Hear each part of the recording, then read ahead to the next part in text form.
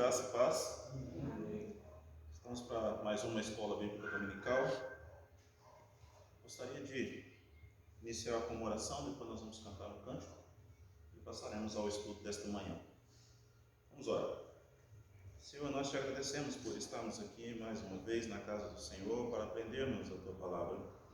Nos ensine, Senhor Deus, através dos estudos, nos ensine, Senhor Deus, através da leitura das Sagradas Letras. E a cada dia, Senhor Deus, teu Santo Espírito esteja nos instruindo, nos fazendo lembrar toda a sabedoria que o Senhor deixou para nós. Assim, Deus, somos gratos por nos permitir estar aqui nesta manhã, nesse tempo tão difícil, para poder, Senhor Deus, louvar o teu santo nome e também, Senhor Deus, aprender de ti.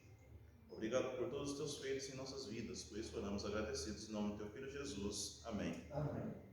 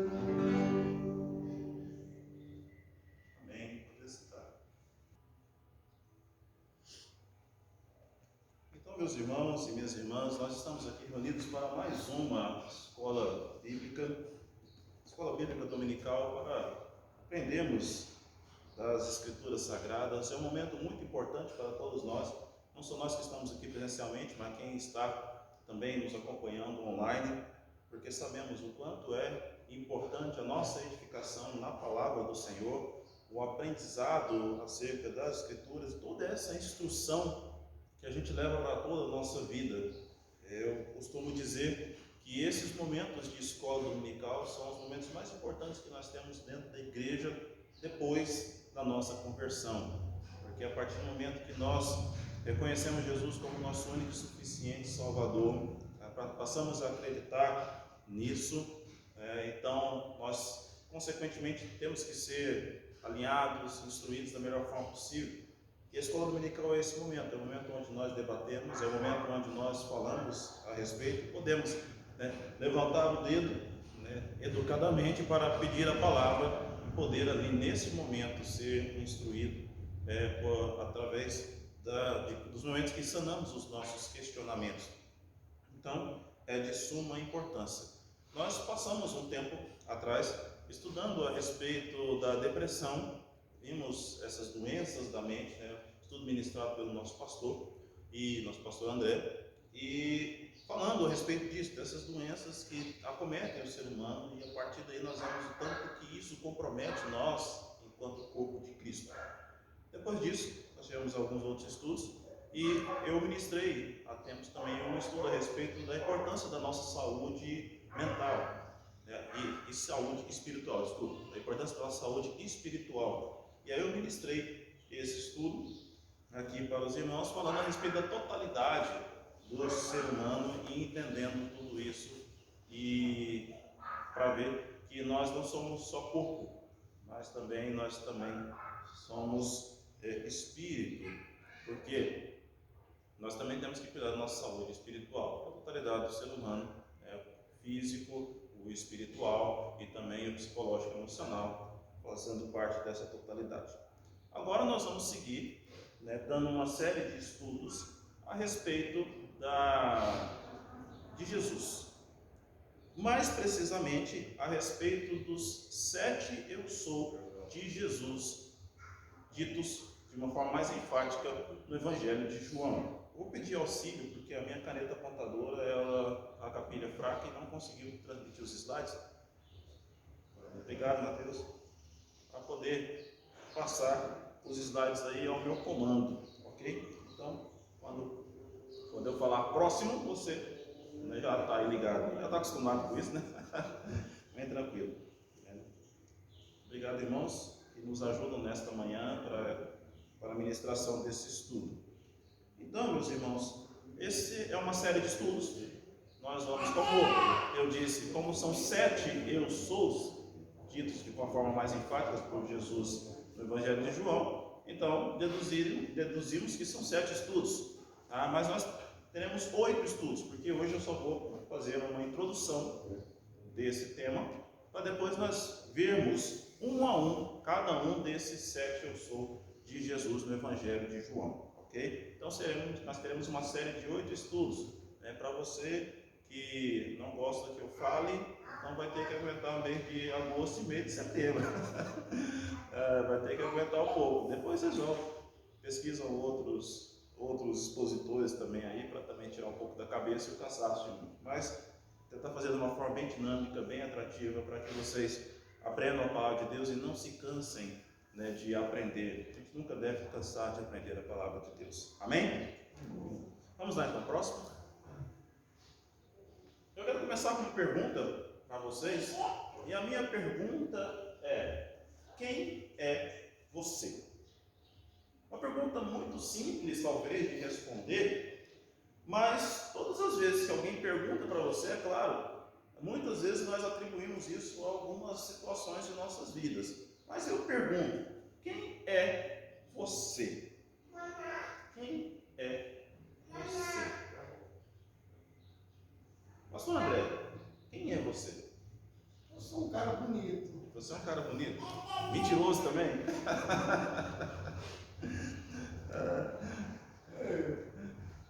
Pastor William, quem é você? Uma criatura. Uma criatura. Diácono Tiago, quem é você? Olha, cada vez mais eu me sinto um bom.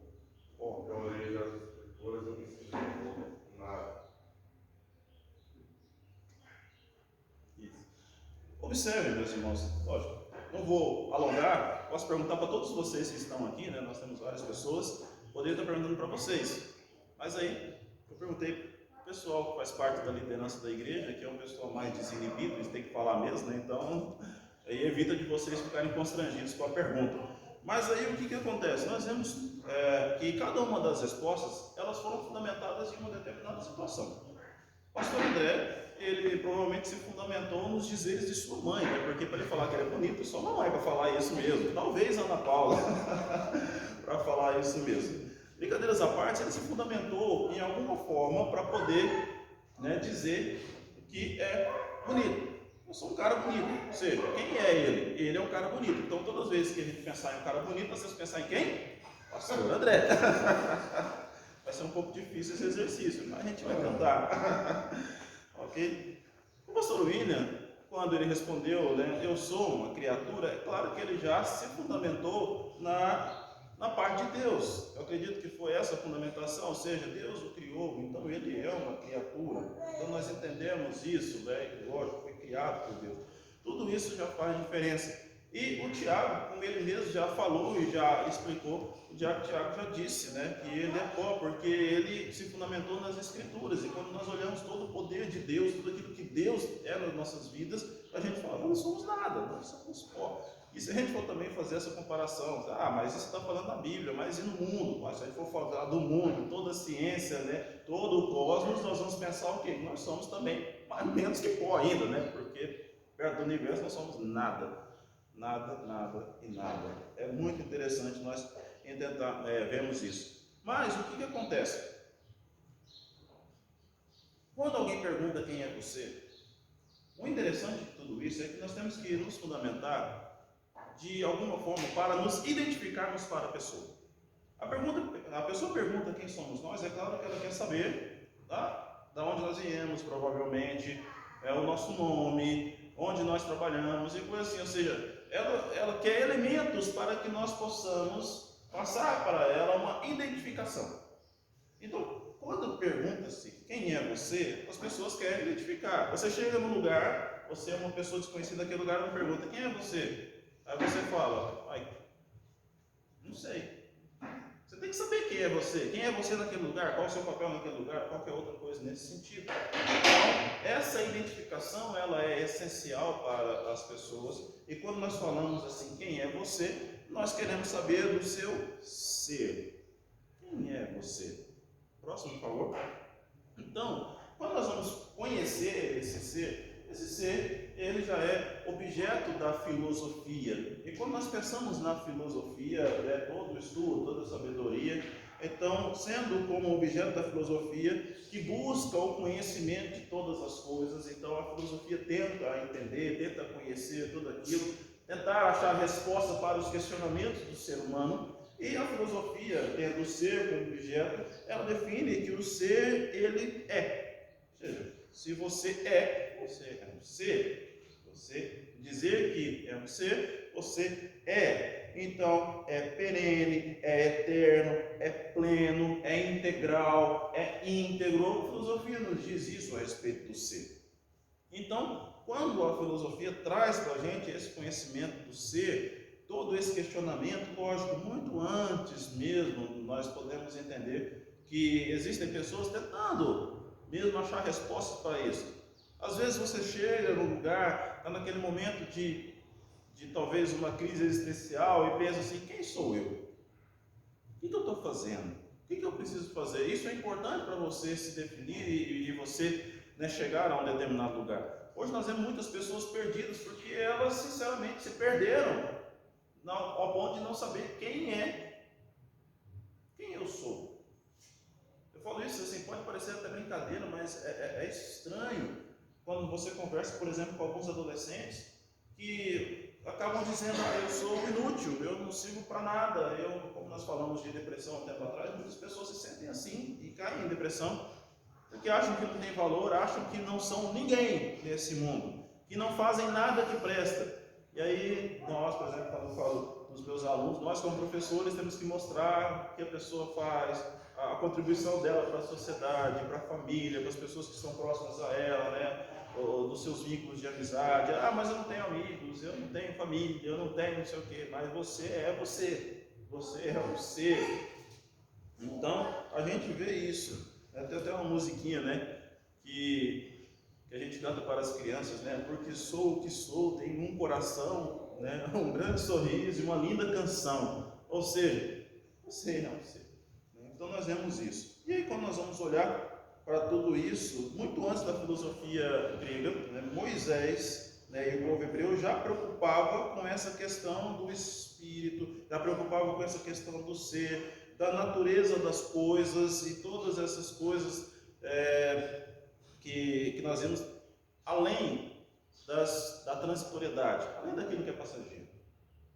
Muitos antes já se preocupavam, Moisés já se preocupava com isso. Próximo, por favor.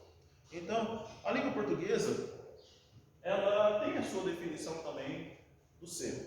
E a língua portuguesa nos diz que o ser possui identidade, particularidade ou capacidade inerente a alguma coisa. Então, nós vemos que ele está englobando tanto na questão da identidade, das suas características pessoais, e também daquilo que ele é capaz de fazer em determinado lugar. Entendeu? Ou seja, colocando numa condição, colocando-se numa circunstância. Então, o que você é? Eu falo, não, eu sou professor. Quando eu falo que eu sou professor, eu estou dizendo o quê? A minha condição enquanto profissional. Eu falo, o que você é? Não, eu sou presbítero em disponibilidade da terceira igreja presbiteriana de Mineiros. Então já é diferente, eu estou colocando na minha condição relacionada à igreja. Então aí que está. Se eu vou, por exemplo, na Secretaria de Educação, eu falo, quem é você? Não, eu sou o presbítero da terceira igreja presbiteriana de Mineiros. Vocês olhar assim, né? Eu falei, não, eu sou o professor Fred. Ah, professor. Então aí, ou seja, já direciona para aquele lugar onde você está, a circunstância que você está, e ali a pessoa já identifica esse ser. A língua portuguesa já traz isso, né? Tem uma grande vantagem em relação a outras línguas. Por quê? A língua portuguesa ela separa o ser do estar. O ser do estar. Então, toda essa condição.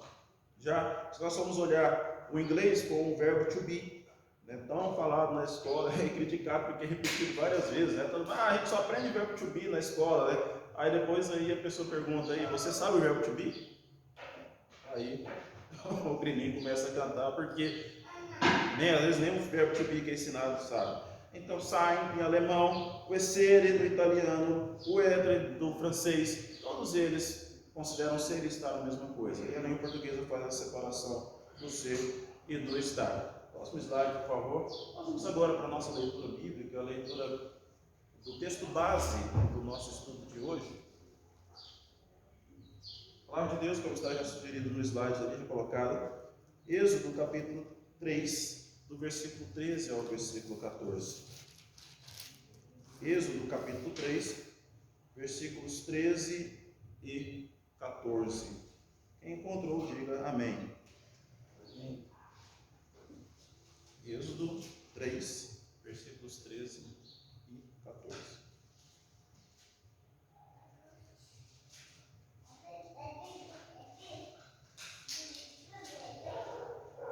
Amém? A palavra de Deus diz assim: disse Moisés a Deus: eis que, quando eu vier aos filhos de Israel, eles disseram: o Deus de vossos pais me enviou a vós outros, e eles me perguntarem: qual é o seu nome? Que lhes direi? Disse Deus a Moisés: eu sou o que sou. Disse mais: assim dirás aos filhos de Israel: eu sou, me enviou a vós outros. Amém?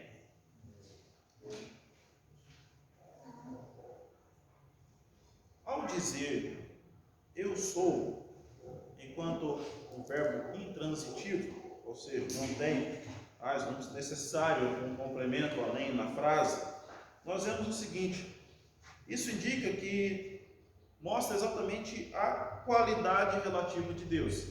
Ele é. Deus é. Então, esse que é para sempre. Então, eu sou. Para Deus dizer isso a Moisés, ele tem a plena consciência da sua eternidade. A plena consciência da sua eternidade. Eu sou. Então, ele é do ontem, do agora e do depois. Então, toda essa eternidade, ou seja, está sempre ligada ao que foi, ao que será, é uma essência permanente enquanto uma unidade psíquica individual. Caso contrário, Deus poderia dizer ali: eu estou. Como hoje muitas pessoas dizem, Por exemplo, se perguntar ao pastor André, não é você, não, eu sou o pastor da Terceira Igreja Presbiteriana de Mineiros. Mas ele pode dizer, não, eu estou o pastor da Terceira Igreja Presbiteriana de Mineiros, porque é um quadro transitório, que provavelmente pode acontecer dele, de repente, mudar de igreja, de Deus promover para a glória, e não estar mais aqui enquanto pastor. Então tem toda essa situação que é transitória. Então, apenas um homem tem a capacidade ou a possibilidade mesmo de dizer, eu sou. Porque somente um homem tem em si a imagem e a semelhança de Deus, o Espírito de Deus, o Espírito Santo, né, que é. Então, eu sou, ela é uma expressão que tem um significado muito especial. O eu sou é uma expressão, uma resposta quando vem essa pergunta, a uma condição muito especial. Imagine o seguinte, vamos voltar aqui ao texto bíblico e contextualizar essa situação aqui, para aqueles que não conhecem ou que não lembram dessa história. Aqui Deus aparece no meio da sarça ardente para Moisés. A sarça estava pegando fogo e ela não se queimava. Já imaginou uma situação dessa? Uma planta pegando fogo, mas não está queimando. Ou seja, ali você já vê algo sobrenatural. E isso chamou a atenção. E Deus fala com Moisés naquele momento. Para quê? Para libertar o povo do Egito. Só que é claro, qual era a preocupação de Moisés? A preocupação de Moisés era chegar naquele lugar e falar, olha só, eu vim libertar vocês daqui. Beleza, e aí, quem é você para fazer isso? E Moisés ficou preocupado, olha, eu vou chegar lá, vou falar isso e se perguntar, quem é que me mandou para lá para libertar vocês? Aí vai falar, mas quem? Deus fala, eu sou o que sou. Ele que o eu sou é quem enviou. Aí quando diz isso, a situação muda. A situação muda. Porque ele já vai sob o poder de Deus. E vai dizer lá com autoridade. E isso faz toda a diferença. Conhecendo a sequência da história, nós sabemos que ele sim tirou o povo, passou por todos aqueles perrengues e toda a situação, mas fez o que Deus tinha pedido para fazer. Chegou lá, foi enviado, chegou no faraó e falou, vai embora, deixa meu povo ir. E essa é a situação. Quando nós vemos isso, então, essa preocupação, dessa identificação, Deus já mostrou ali toda essa característica de Deus, todo o significado especial quando diz, eu sou o que sou, ou quando ele diz, eu sou. E nós vemos tudo isso. O interessante é que Jesus repete isso no Evangelho de João. Próximo slide, por favor. Então, no Evangelho de João, onde nós vemos Jesus falando, dizendo esse eu sou. João era um discípulo especial. Talvez, se nós fôssemos dizer do relacionamento dele com Jesus, talvez seria o discípulo mais especial, considerado o discípulo amado, tendo toda essa admiração, de tudo isso. Jesus chamava assim discípulo amado, nós vemos isso em João capítulo 21, versículo 20. E também Jesus permitia que João repousasse a cabeça no seu peito. Imagina que privilégio, João capítulo 3, versículo 25, nós vemos você poder deitar, repousar, abraçar Jesus e encostar a cabeça no peito de Jesus. Eu acho que é uma sensação assim, inefável, tão maravilhosa, que você não consegue. Eu fico assim arrepiado só de imaginar você estar assim, diante de Deus e poder ter esse contato e ali estar cada vez mais próximo de toda a situação e aprender cada vez mais.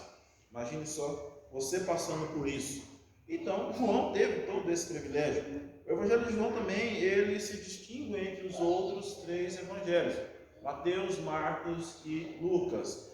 E nós vemos aqui nessa diferença, o motivo mesmo, essa diferença, ela também foi reconhecida, reparada por Clemente de Alexandria, há cerca de 200 anos depois de Cristo, que diz que João, por fim, sabendo as falas de Clemente de Alexandria, Por fim, sabendo que os fatos materiais estavam esclarecidos nos outros evangelhos, compôs um evangelho espiritual, incentivado por outros discípulos e inspirado pelo Espírito. Espírito com letra maiúscula, na sua inicial, querendo dizer o Espírito Santo.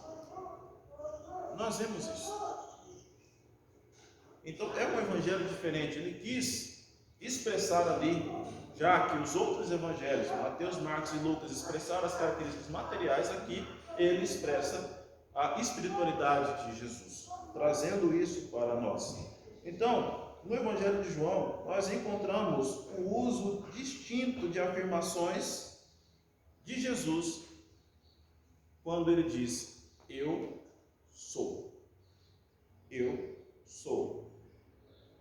A expressão, ela pode ser usada em algumas afirmações bem comuns. Você é homem? Eu sou. Você é mulher? Eu sou. Você é adulto? Eu sou. Você é criança? Eu sou. Você é membro da terceira igreja presbiteriana? Eu sou. Você é cristão? Eu sou. Ou seja, em situações bem comuns nós podemos utilizar isso. Mas quando aqui o Antigo Testamento, traduzido para o grego, passa a olhar o eu sou que era dito no Antigo Testamento, a ponto de algumas situações onde aparecia os leitores das Sagradas Letras, eles sequer mencionavam. Às vezes na leitura, na hora que chegava no nome de Deus, eles apenas faziam uma pausa mais longa. E os ouvintes entendiam que ali estavam falando de Deus. Eles não se achavam, muitas vezes, até dignos de dizer o nome de Cristo. O nome de Deus nessa ocasião. Então, o que acontece? Quando foi traduzido o Novo Testamento, nós vemos o quê? Que a utilização de Jesus do termo eu sou, quando ele se identifica como o eu sou, consequentemente, era de uma forma diferente. Não era uma forma comum igual nós dizemos. Era uma forma diferente.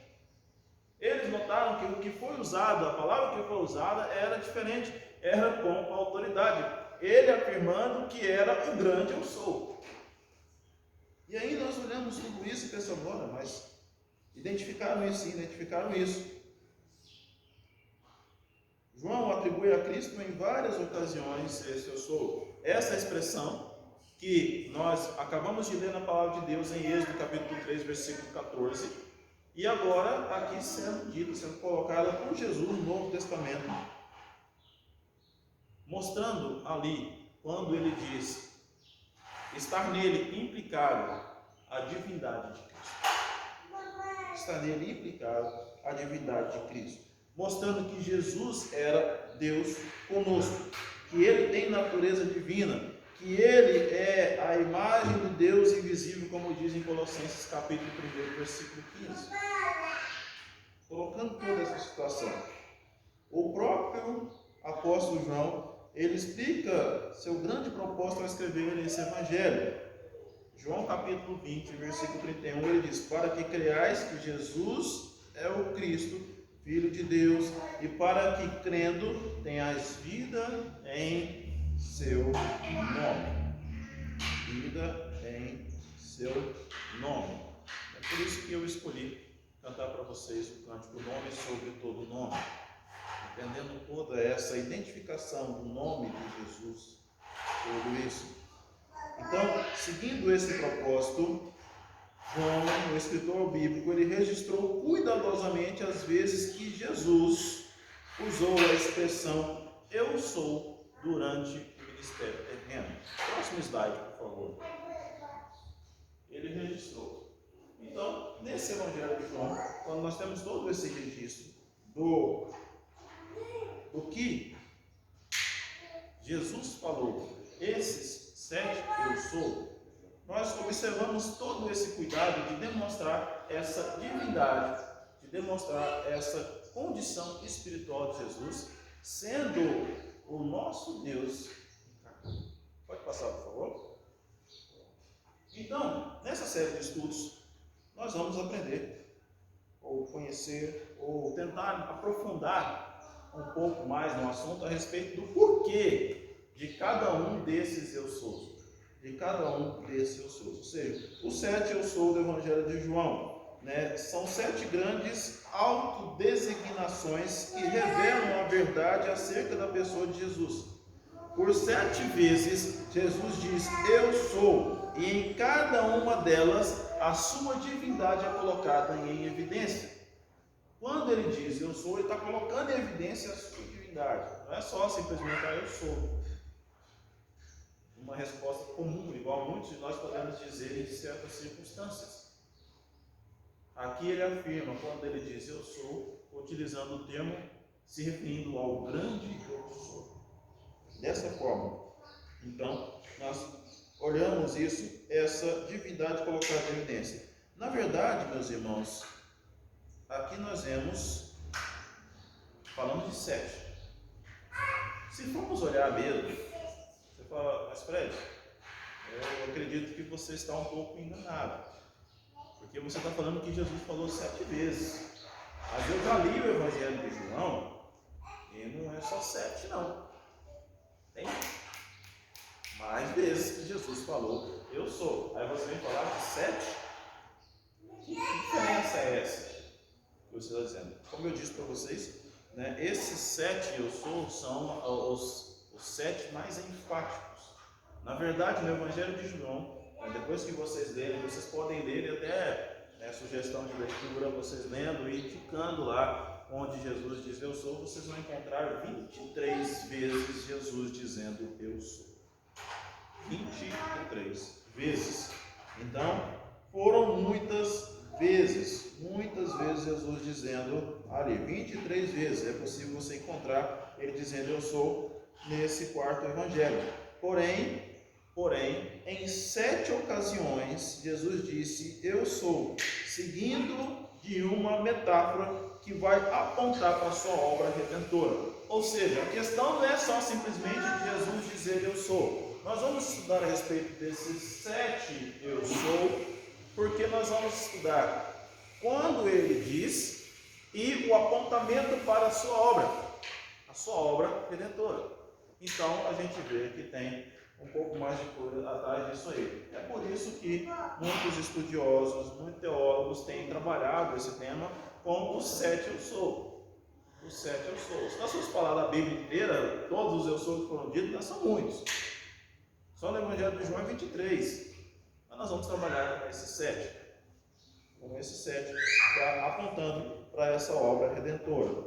Então, por isso que os teólogos trabalham apenas com os 7. É realmente muito significativo quando Jesus cita eu sou. Todos esses 7 que aparecem no Evangelho de João.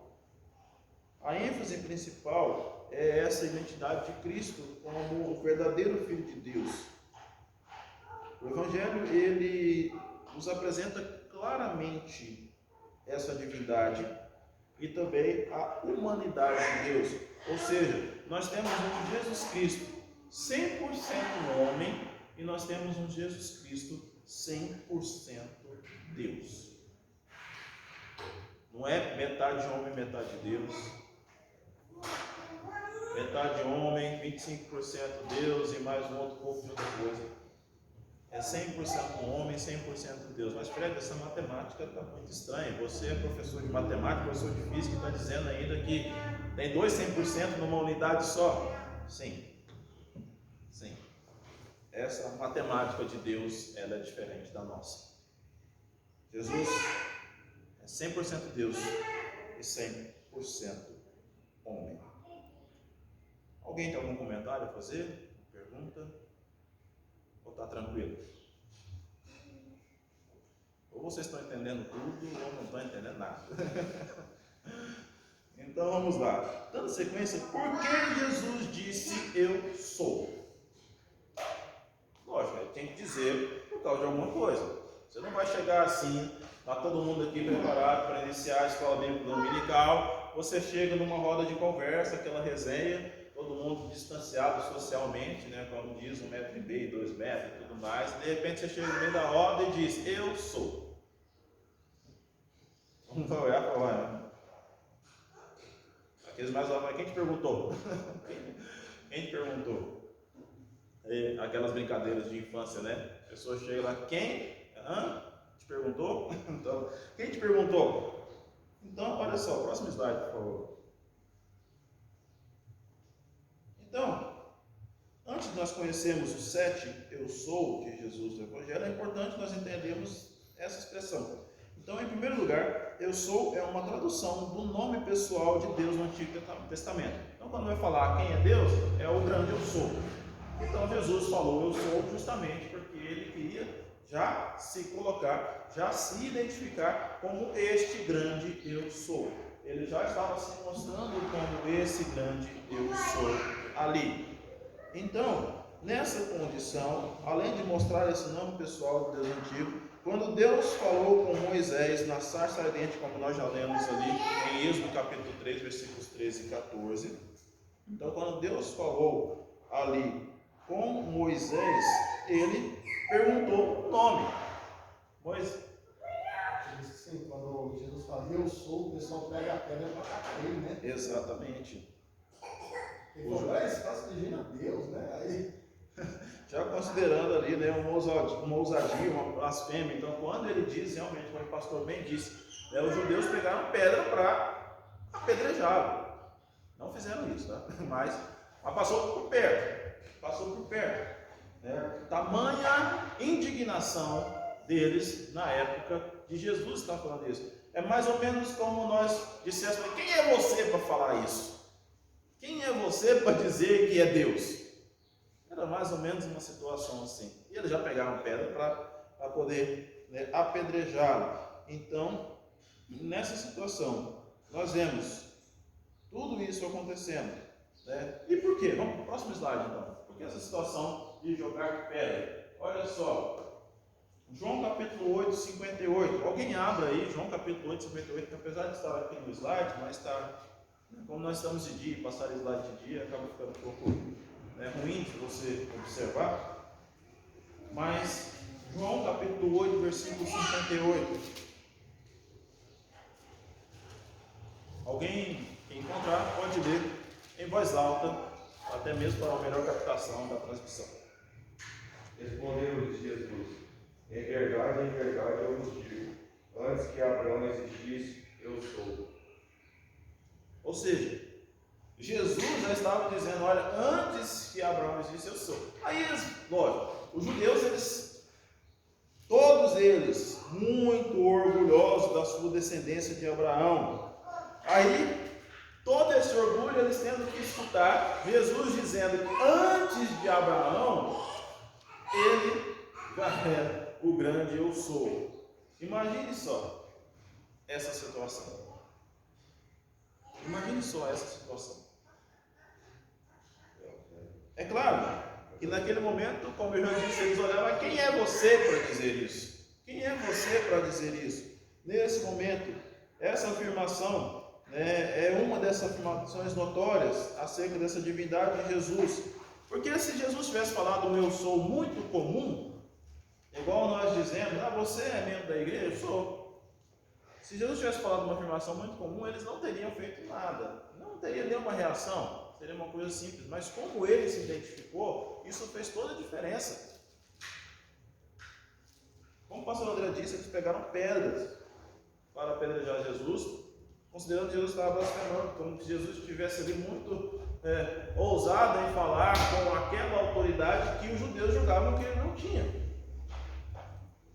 E todo esse orgulho da descendência de Abraão, ele dizer que vem antes de Abraão ainda, aquilo foi demais para eles. É claro, todo esse orgulho, diante disso tudo e pelos feitos de Jesus, teve que cair por terra, porque eles viram que realmente ele era o grande eu sou. E nós hoje reconhecemos que ele é o grande eu sou, porque não morreu, porque está vivo. Então, ou seja, Jesus, ele não diz, eu era antes de Abraão. Jesus diz, eu sou. com o tempo verbal no presente. Isso significa o quê? Toda essa eternidade, essa presença de Deus viva e ativa. Não é só vivo, vivo e ativo. Então, quando Deus falou com Moisés na sarça ardente que eu sou o que sou, quando ele diz eu sou, ele está mostrando a presença dele ali, viva e ativa. Além dessa presença viva e ativa, ele coloca ali que ele é aquele que existe e também que acontece. Essa é a diferença quando nós vamos falar de Deus. Toda essa situação, nesses grandes, nessas colocações do eu sou. Ou seja, para os judeus, foi uma ousadia muito grande Jesus Cristo se apropriar do nome de Deus. Mas Jesus Cristo tinha autoridade para se apropriar do nome de Deus, porque Jesus é o próprio Deus. Então não tinha por que não acontecer isso. Próximo slide, por favor. Então, olha só, nós entendemos, obviamente, que o significado do nome divino diz respeito à eternidade, diz respeito à soberania, à autoexistência, à autossuficiência de Deus. E com o tempo, os judeus, como eu já disse, começaram a considerar esse nome tão sagrado que ele se tornou quase que impronunciável. Quando as escrituras, como eu já disse antes, também eram lidas ou elas eram copiadas, eles substituíam o nome por Adonai, que significa meu Senhor. Por isso é tão profundo esse significado de Jesus, especialmente ou explicitamente quando ele vai dizer eu sou, ou dizer eu sou o que sou. Jesus claramente ele fala de sua divindade. Isso explica toda essa reação dos judeus. Próximo slide, por favor. Então, olha só, aqui nós temos os desenhos. Cada uma dessas tiras de desenho representa um dos 7 eu sou mais enfáticos no Evangelho de João, ligados à sua obra redentora. Então, nós temos o primeiro eu sou, que está identificado em João, capítulo 6, versículo 35. Então, João, capítulo 6, versículo 35, nós já temos o primeiro eu sou aqui identificado. Quando Jesus diz, declarou-lhe, pois, Jesus, eu sou o pão da vida. Ou seja, o primeiro eu sou que Jesus disse é que ele é o pão da vida. O pão da vida. Então, no próximo domingo, nós vamos estudar a respeito de Jesus, o pão da vida. E aí nós vamos, qual era o então, por isso ali no primeiro, não está aparecendo muito não, mas nós temos ali um pão representado, tá? Distorcer um pouquinho mais porque é um desenho. Então, ali, um pão da vida. E qual foi o segundo eu sou? Já apresentando para vocês nessa aula nossa introdutória. O segundo eu sou está em João capítulo 8, versículo 12. Então, abram a Bíblia de vocês em João capítulo 8, versículo 12, onde Jesus vai falar o seu segundo eu sou, de uma forma mais enfática. E o que Jesus diz em João capítulo 8, versículo 12? De novo, lhes falava Jesus dizendo, eu sou a luz do mundo. Eu sou a luz do mundo. É por isso que ali ilustrado nós temos uma lâmpada. Ali representada como luz. E o terceiro é dito em João capítulo 10, do versículo 7 ao versículo 9. João capítulo 10, do versículo 7 ao versículo 9, onde está escrito, Jesus desafirmou de novo, em verdade vos digo, eu sou a porta das ovelhas. E ele vem falando a respeito de toda essa situação até o versículo 9. Então, ou seja, Jesus disse que é a porta das ovelhas. Ali está uma porta representada. Tá? Esse é o terceiro. O quarto, João, capítulo 10 também ainda, agora lá no versículo 11, onde Jesus diz, eu sou o bom pastor dá a vida pelas ovelhas. Ou seja, nós temos aqui, e até o versículo 15 ele é razoando a respeito desse eu sou, o bom pastor. Quinto eu sou, está registrado no capítulo 11 do livro de João, versículo 25. Capítulo 11, versículo 25, onde ele disse-lhe Jesus: eu sou a ressurreição e a vida. Quem crê em mim, ainda que morra, viverá. Então, nós temos esse quinto, onde Jesus diz que é a ressurreição e a vida. O sexto, ou seja, penúltimo, está registrado em João capítulo 14, versículo 6. João 14, 6, muito lido por nós, somente quando nós vamos expor o plano da salvação, os momentos de evangelismo. Aqui nós temos, então, João 14, 6, onde Jesus respondeu-lhe Jesus: eu sou o caminho e a verdade e a vida. Ninguém vem ao Pai senão por mim. Então, Jesus aqui afirmando que Ele é o caminho, a verdade e a vida. E o último e sétimo, que nós vamos ver na nossa última aula, João capítulo 15. João capítulo 15. No primeiro versículo de João capítulo 15, onde Jesus disse: eu sou a videira verdadeira e meu Pai é o agricultor. Então, aqui nós já temos os 7 eu sou representados. Então, como vocês puderam observar, se vocês lerem de João capítulo 6 até João capítulo 15, vocês já vão encontrar todos esses eu sou dessa forma mais enfática, como estou dizendo, os 7 eu sou, porque são mais enfáticos relacionados à obra redentora. Não estamos desconsiderando os outros ou minimizando o poder dos outros eu sou, mas é porque os 7 trazem esse propósito relacionado à obra redentora de Jesus. Até nessa questão da ressurreição aí, ele estava falando eu sou como um primogênito, né? Porque se a gente olhar na Bíblia, teve outras ressurreições, mas não nesse sentido de primogenitalidade que ele estava se referindo aí. Porque teve a ressurreição de Lázaro e, se não me engano, filho da Belfinaim. Porém, a ressurreição de Cristo foi aquela que não vai ter decomposição, mas eles se teve a ressurreição deles, porém, para decompor novamente o corpo, né? Exatamente, toda essa posição. Isso faz diferença, né, bastante. E outra, né, entendemos também tudo isso, a questão de todo o significado disso, né, relacionado à obra salvadora, que precisava, e tudo isso já estava dito como promessa no Velho Testamento, não os outros, né, e sim o de Jesus. Exatamente.